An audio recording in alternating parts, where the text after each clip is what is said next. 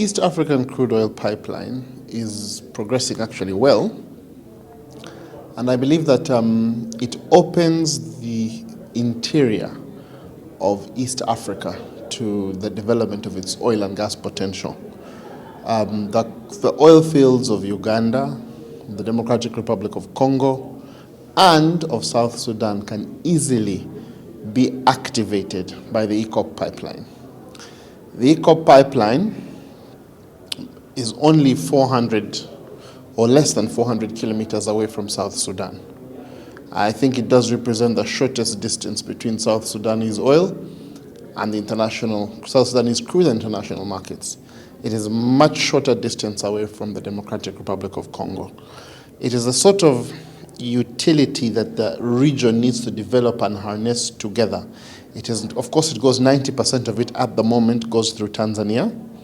And so the Tanzanian port is being made available to the East African hinterland for the export and development of its crude. So there's an incredible opportunity there. And so it's starting to be an umbilical cord tying together the states of East and Central Africa. The relationship, Uganda and South Sudan, of course, are brotherly nations, sisterly nations, or motherly nations with each other. They come together at a point at which there is a lot of oil that has gone through South Sudan, and I think there's a lot that Uganda can learn from South Sudan. But there's also been a very laborious process to get the Ugandan oil projects where they are right now. And I think that process too can be shared with South Sudan. I think there can be a lot of knowledge sharing either side, and I think a lot of information can be shared across the two states. What is important to realize is that there can be no better way to develop our resources going forward than to develop them together. One person may move very quickly, they say, but two will move very far. And I'm sure that working together with South Sudan is an incredible opportunity for Uganda. Of course, the governments have a very schizophrenic role in this sector. On the one hand, they are the largest upstream. They are usually the largest shareholders, or at least they are large commercial players. On the other hand, they have to protect our environment. On the other hand, they have to regulate business. On the other hand, they have to collect revenue. And many times, these government interests clash. So I think what is important is that, first of all, that there's specialization within the states. Different people should be responsible for different aspects of the state's petroleum interests. But more importantly, the regulation must also be an enabler. As someone said in this conference, activity creates more activity. We shouldn't regulate the sector to the point at which nothing is actually happening. We must regulate in such a way that activity creates activity, because what we desperately need is investment.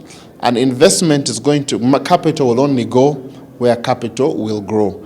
And so investment is going to need to be assured that it can grow in our parts of the world. And that's an important thing. But regulation is important, but cross-border regulation, same regulation, no race to the bottom, no race to the bottom in terms of being too lax, no race to the bottom in terms of being too rigid, but a level of regulatory flexibility that can hold the industry to account, protect the environment, open up investment, and develop our countries. And that really is the challenge of our governments.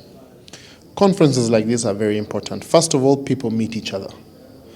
And there's nothing better than talking to each other eyeball to eyeball. Secondly, a lot of knowledge is shared at these conferences.